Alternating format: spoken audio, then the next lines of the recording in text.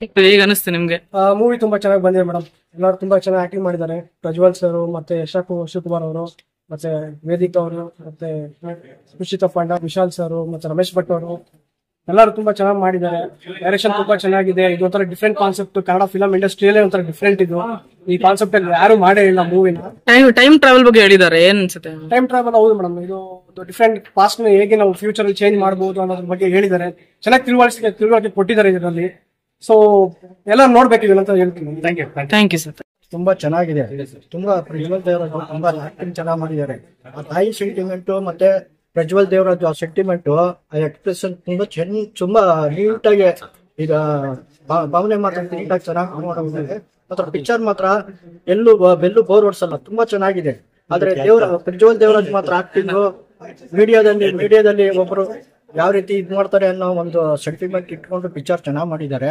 ಆದ್ರೆ ನಮ್ ಪಿಕ್ಚರ್ ನೋಡೋದಕ್ಕಿಂತ ನನ್ಗೆ ತುಂಬಾ ಬೇಜಾರಾಗಿದ್ದು ಈ 2 ಶೋ ಕೊಟ್ಟಿರೋದ್ರಿಂದ ತುಂಬಾ ಬೇಜಾರಾಗುತ್ತೆ. ಯಾಕೆ ಅಂತ ಹೇಳಿ ಪಿಕ್ಚರ್ ನಮ್ ಕನ್ನಡ ಇಂಡಸ್ಟ್ರಿ ಬೆಳೆಸ್ಬೇಕು. ಯಾಕೆ ಅಂತ ಹೇಳಿದ್ರೆ ಕನ್ನಡ ಪಿಕ್ಚರ್ ನ ಫಸ್ಟ್ 4 ಶೋ ಹಾಕ್ತಿ 2 ಶೋ ಹಾಕಿದ್ದಾರೆ. ಮಾರ್ನಿಂಗ್ ಶೋ ಮ್ಯಾಟ್ನಿ ಬರೀ 2 ಶೋ ಹಾಕಿದ್ದಾರೆ. ಯಾಕೆ ಈ ತರ ಮಾಡ್ತಾರೆ? ಈ ಗಾಂಧಿನಗರದ ಕನ್ನಡ ಅಂತಾರಲ್ಲ, ಈ ಗಾಂಧಿನಗರದಲ್ಲಿ ಎಷ್ಟು ದುಡ್ಡು ಇಸ್ಕೊಂಡು ಬೇರೆ ಪರಪರಾಸೆ ಪಿಕ್ಚರ್ನ ಬಿಟ್ಟಿಲ್ಲ. ಅಲ್ಲಿ ಅಭಿನಯದಲ್ಲಿ ಅಲ್ಲಿ ತೆಲುಗು, ಅಲ್ಲಿ ತಮಿಳು, ಇಲ್ಲಿ ತೆಲುಗು. ಅದೇ ಕನ್ನಡ 4 ಪಿಕ್ಚರ್ ಇವತ್ತು ರಿಲೀಸ್ ಆಗಿದೆಯಲ್ಲ, ಯಾಕೆ ಅದೇ ಈ ಥಿಯೇಟರ್ ಅಭಿನಯಕ್ಕೆ ಹಾಕ್ಬೇಕಾದಲ್ಲ ಬೇರೆ ಪಿಕ್ಚರ್ ಕನ್ನಡನ? ಯಾಕೆ 2 ಶೋ ಮಾತ್ರ ಹಾಕಿದ್ದಾರೆ? ಅಲ್ಲೂ 2 ಶೋ ಹಾಕಿದ್ದಾರೆ. 4 ಪಿಕ್ಚರ್ ಕನ್ನಡ ಇವತ್ತು ರಿಲೀಸ್ ಆಗಿದೆ. 4 ಪಿಕ್ಚರ್ ಅಲ್ಲಿ ಅದರಲ್ಲೂ 2 ಶೋ 2 ಪಿಕ್ಚರ್ ಮಾತ್ರ ಹಾಕಿದ್ದಾರೆ. ಓಕೆ ಸರ್, ನಿಮ್ಗೆ ಸಿನಿಮಾ ಏನ್ ಅನಿಸ್ತು? ಏನ್ ಇಷ್ಟ? ಸಿನಿಮಾ ಮಾತ್ರ ಚೆನ್ನಾಗಿದೆ, ಸೂಪರ್ ಆಗಿದೆ. ಒಬ್ಬ ಮೀಡಿಯಾದವರು ಅವರೇ ಒಂದು ಕೊಲೆಗಾರರಾಗಿ ಒಂದು ಕಥೆನ ಚೆನ್ನಾಗಿ ತಗೊಂಡೋಗಿದ್ದಾರೆ. ಲಾಸ್ಟ್ ಅಲ್ಲಿ ಇದ್ ಮಾಡ್ತಾರೆ. ಪ್ರಜ್ವಲ್ ದೇವರಾಜ್ ಮಾತ್ರ ತುಂಬಾ ಚೆನ್ನಾಗಿ ಮಾಡಿದ್ದಾರೆ. ಓಕೆ ಸರ್, ಅದು ಹೇಳ್ಕೊಳ್ಳೋಷ್ಟು ಚೆನ್ನಾಗಿ ಮಾಡಿದ್ದಾರೆ. ಬಟ್ ಪಿಕ್ಚರ್ಗೆ ಒಳ್ಳೇದಾಗ್ಲಿ. Good luck. ಕನ್ನಡದಲ್ಲಿ ಕನ್ನಡ ಇಂಡಸ್ಟ್ರಿ ಚೆನ್ನಾಗಿ ಬೆಳಿಬೇಕು, ನೋಡ್ಬೇಕು. ಕನ್ನಡ ಮಾಧ್ಯಮಕ್ಕೆ ಫಸ್ಟ್ ಬೆಲೆ ಕೊಟ್ಟರೆ ಆಮೇಲೆ ಪ್ರವಾಸಿ ಚಿತ್ರಗಳು. Okay sir, thank you sir. Thank you. ಹೇಳ್ಬೇಕಂದ್ರೆ ಸ್ವಲ್ಪ ಜೋರ್ ಸಿನಿಮಾ ಬಗ್ಗೆ ಹೇಳ್ಬೇಕು ಅಂದ್ರೆ ಗಣ ಸಿನಿಮಾ ತುಂಬಾ ಚೆನ್ನಾಗಿ ಬಂದಿದೆ. ಈಗಷ್ಟೇ ನೋಡ್ಕೊಂಡ್ ಬಂದ್ವಿ. ಬರುತ್ತೆ ಅಂತಾರಲ್ಲ, ನಮ್ಗೆ ತರ ರೋಮಾಂಚನ ಆಗೋ ತರ ಇದೆ ಸೀನ್ಸ್ ಗಳೆಲ್ಲ. ಟೈಮ್ ಟ್ರಾವೆಲಿಂಗ್ ಫಿಸಿಕ್ಸ್ ಕಾನ್ಸೆಪ್ಟ್ಸ್ ಅಲ್ಲಿ ಮಾಡಿದ್ದಾರೆ. ತುಂಬಾ ಚೆನ್ನಾಗಿದೆ. ಎಲ್ಲರೂ ನೋಡ್ಲೇಬೇಕಾದಂತ ಮೂವಿ. ಇದೊಂಥರ ಡಿಫ್ರೆಂಟ್ ಕಾನ್ಸೆಪ್ಟ್. ಎಲ್ಲಾ ಸಿನಿಮಾಗಳು ಬರ್ತಾ ಇರ್ತವೆ, ಆದ್ರೆ ಇದೊಂಥರ ಫ್ಯೂಚರ್ ನ ಪಾಸ್ಟ್ ನ ಕನೆಕ್ಟ್ ಮಾಡಿದ್ದಾರೆ. ಪಾಸ್ಟ್ ನ ಚೇಂಜ್ ಮಾಡೋದು ಹೆಂಗೆ ಅಂತ ತುಂಬಾ ಚೆನ್ನಾಗಿದೆ. ಪ್ರಜ್ವಲ್ ಸರ್ ಬಗ್ಗೆ ಹೇಳೋದಾದ್ರೆ, Prajwal sir acting super. Every fightings, ಪ್ರತಿಯೊಂದು ಆಕ್ಷನ್ ಎಲ್ಲ ಚೆನ್ನಾಗಿದೆ ಅವ್ರದ್ದು. ಎಲ್ಲರೂ ಬಂದು ಥಿಯೇಟರ್ಗೆ ನೋಡ್ಬೇಕಂತ ಹೇಳಿ. Thank you ma'am, thank you so much. Twist ಇದೆ, ಚೆನ್ನಾಗಿದೆ. ಸ್ಟೋರಿ ಸಖತ್ತಾಗಿದೆ. ಮೂವಿ ಸಖತ್ತಾಗೈತೆ. ಮತ್ತೆ ಇವ್ರು ಮಾಡಿದ್ದಾರೆ ತುಂಬಾ ಚೆನ್ನಾಗಿದೆ ಮೂವಿ ಅಂತೂ. ಎಲ್ಲ ಬಂದ್ ನೋಡಿ. ನನ್ಗೆ ಪ್ರಜ್ವಲ್ ಅಣ್ಣ ಅವ್ರ ಆಕ್ಟಿಂಗ್ ತುಂಬಾನೇ ಇಷ್ಟ ಆಯ್ತು. ಅಂಡ್ ಮದರ್ ಲವ್ ಇದೆ ಈ ಮೂವಿಯಲ್ಲಿ. ಮೂವಿ ಅಂತ ತುಂಬಾ ಚೆನ್ನಾಗಿದೆ. ಟೈಮ್ ಟ್ರಾವೆಲ್ ಅನ್ನೋದೇ ಇದಂತೂ ಒಂದ್ ಒಳ್ಳೆ ಕಾನ್ಸೆಪ್ಟ್ ಅಂತಾನೆ ಹೇಳ್ಬೋದು.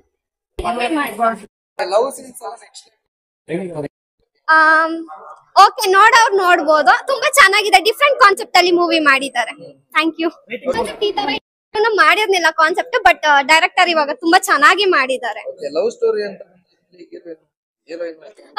ತುಂಬಾ ಹೀರೋಯಿನ್ ಅಂತೂ ತುಂಬಾ ಯೂನಿಕ್ ಆಗಿದ್ದಾರೆ. ತುಂಬಾ ಚೆನ್ನಾಗಿದೆ. ಅವ್ರ ಆಕ್ಟಿಂಗ್ ನ್ಯಾಚುರಲ್ ಆಗಿದೆ. ಮೂರತ್ತು ಉಪವಾಸ. ಇವತ್ತಮ್ಮನ 10:30 ಸೋಗಮ್ಮನು ಶುದ್ಧಿ ಉಪವಾಸ. ಅದೇ ನಮ್ಮ ಸೂಪರ್ ಇದೆ ಮೂವಿ. ಸೂಪರ್ ಇದೆ, ಚೆನ್ನಾಗಿದೆ. ಹೀರೋಯಿನ್ ಹೊಸ ಹೀರೋಯಿನ್ ಇಷ್ಟ ಆಗ್ಬಿಟ್ಟು. ಹೀರೋಯಿನ್ ಇಷ್ಟ ಬಿದಾಬಿಟ್ಟು ಪ್ರಜ್ವಲ್ ಬರಲ್ಲ. ಮೂವಿ ಸಕಾಲಿದೆ. ಒಂದ್ಸಲ ಕ್ಯೂರಿಯಾಸಿಟಿ ಇದೆ ಮೂವಿ. ಲಾಸ್ಟ್ ಹಂಗ ಕ್ಯೂರಿಯಾಸಿಟಿ ಹೋಗ್ತಾರೆ. ಅದ್ ಏನಾದ ನಮಗೆ ಗೊತ್ತಾಗ್ತಿಲ್ಲ. ಒಳ್ಳೆ ಉಪೇಂದ್ರ ತರ ಕೆರ್ಕೊಂಡಂಗ ಆಗ್ಬಿಟ್ಟಿತ್ತು. ಪಾಸ್ಟ್ ಇದ್ದೀನಿ, ಚೆನ್ನಾಗಿ. ಏನ್ ಇಷ್ಟ ಆಯ್ತು? ಎಲ್ಲ ಫುಲ್ ಚೆನ್ನಾಗಿದೆ. ನಮ್ ಬಾಸ್ ಅವರು ತುಂಬಾ ಚೆನ್ನಾಗಿದೆ. ಮೂವಿ ಮಾತ್ರ ಮಸ್ತ್ ಇದೆ. ಆಕ್ಟಿಂಗ್ ಅಲ್ಲಿ ತುಂಬಾ ಚೆನ್ನಾಗಿದೆ ಸರ್. ತುಂಬಾ ಚೆನ್ನಾಗಿದೆ. ಫುಲ್ ಚೆನ್ನಾಗಿದೆ. ಮೂವಿ ಮಾತ್ರ ಮಸ್ತ್. ಫುಲ್ ರನ್ನಿಂಗ್ ಸಕ್ಸಸ್ ಆಗುತ್ತೆ. ನಮ್ ಬಾಸ್ ಅಂದ್ರೆ ಡೈನಮಿಕ್ ತಗ ಚೆನ್ನಾಗಿರ್ತದೆ. Thank you. ಪ್ರಜ್ವಲ್ ದೇವರಾಜ್ನ ತುಂಬಾ ದಿನ ಆದ್ಮೇಲೆ, ಯಾಕಂದ್ರೆ ಪ್ರಜ್ವಲ್ ದೇವರಾಜ್ನ ಯಾವತ್ತು ನೋಡ್ಸಿದ್ರು ನಮ್ ಪಕ್ಕದ ಮನೆಯವನು, ನಮ್ ಜೊತೆನೆ ಇರ್ತಾನೆ ಅನ್ನೋ ತರ ಫೀಲ್. ಅದು ಏನೋ ಗೊತ್ತಿಲ್ಲ, ಅದು ಕೆಲವೊಂದು ಹೀರೋ ಪ್ಲೇಸ್ ಹಂಗಿರುತ್ತೆ. ಸೊ ಪ್ರಜ್ವಲ್ ದೇವರಾಜ್ನ ಎಷ್ಟೋ ದಿನ ಆದ್ಮೇಲೆ ಈ ತರ ನೋಡಕ್ ತುಂಬಾ ಖುಷಿ ಆಯ್ತು.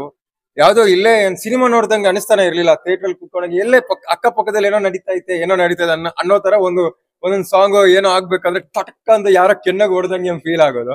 ಅಂದ್ರೆ ಸಿನಿಮಾ ಕನ್ನಡದಲ್ಲಿ ಅಷ್ಟೊಂದು ಚೆನ್ನಾಗಿ ಕಟ್ಕೊಟ್ಟಿದ್ದಾರೆ. ಫ್ಯಾನ್ ಇಂಡಿಯಾ ಮೂವಿ ಇದನ್ನೆಲ್ಲ ಫ್ಯಾನ್ ಇಂಡಿಯಾ ಮಾಡಿದ್ರೆ ಪಕ್ಕ. ಯಾಕಂದ್ರೆ ಕನ್ನಡದಲ್ಲಿ ಈ ತರ ಒಂದು ಪ್ರಯೋಗಕ್ಕೆ ಅಷ್ಟೊಂದು ಒಂದ್ ಮನ್ನಣೆ ಸಿಗಲ್ಲ ಅಂತ ಅನ್ಕೋತೀನಿ. ಈ ಮೂವಿ ಎಷ್ಟ್ ಚೆನ್ನಾಗಿದೆ ಅಂತಂದ್ರೆ, ನೀವು ನೋಡ್ತಾ ಇದ್ರೆ ಅಂದ್ರೆ ತಾಯಿನ ಕಳ್ಕೊಳ್ತಾನೆ, ಒಂದಲ್ಲಿ ತಾಯಿನ ಅವನು ಕಳ್ಕೊಳ್ಬಾರ್ದು ಅನ್ನೋದಕ್ಕೆ ಅವ್ನು ಏನೆಲ್ಲ ಸಾಹಸ ಮಾಡ್ತಾನೆ ಅನ್ನೋದನ್ನ, ಒಂದ್ ಪಕ್ಕದ ಮನೆಯಲ್ಲಿ ಏನೋ ನಡೀತಾ ಇದೆ ಅನ್ನೋ ಒಂಥರ ಸ್ಟೋರಿನ ತುಂಬಾ ನೀಟಾಗಿ ಕಟ್ಕೊಟ್ಟಿದ್ದಾರೆ ಡೈರೆಕ್ಟ್ರು. ಆದ್ರೆ ಒಂದ್ ಹೇಳ್ತೀನಿ, ಪ್ರಜ್ವಲ್ ದೇವರಾಜ್ ಯಾವ್ದೇ ಸಿನಿಮಾ ಬರ್ಲಿ, ಯಾವ್ದೋ ಒಂದು ಟಿವಿಯಲ್ಲಿ ಹಾಕಿದ್ರೆ ಇಲ್ಲ ಯಾವ್ದ್ರಲ್ಲಿ ಹಾಕಿದ್ರೆ ನೋಡ್ತಾರೆ, ಫ್ಯಾಮಿಲಿ ಕುತ್ಕೊಂಡು ನೋಡ್ತಾರೆ. ಅದು ಈ ಸಿನಿಮಾನ ನೀವು ಅದಕ್ಕೋಸ್ಕರ ಕಾಯಕ್ ಹೋಗ್ಬಿಡಿ, ಥಿಯೇಟರ್ ಅಲ್ಲಿ ಬಂದ್ ನೋಡಿ. ಯಾಕಂದ್ರೆ ಇದು ನಿಮ್ ಥಿಯೇಟರ್ ಎಕ್ಸ್ಪೀರಿಯನ್ಸ್ ಮೂವಿನೇ ಇದಿರೋದು. ಖಂಡಿತವಾಗ್ಲೂ ಥಿಯೇಟರ್ ಅಲ್ಲಂತೂ 100ಗೆ 200% ಹೇಳ್ತೀನಿ, ಈ ಸಿನಿಮಾ ನಿಮ್ಗಂತೂ ವರ್ತ್. ಇದು ಥಿಯೇಟರ್ ಅಲ್ಲಿ ನೋಡಕ್ಕಂತೂ ವರ್ತ್, ಟೈಮ್ ವರ್ತ್, ಆಮೇಲೆ ಒಂದು ನ್ಯೂ ಎಕ್ಸ್ಪೀರಿಯನ್ಸ್ ಮಾಡ್ತೀರಿ. ಇಷ್ಟಂತೂ ಹೇಳಕ್ ಇಷ್ಟ.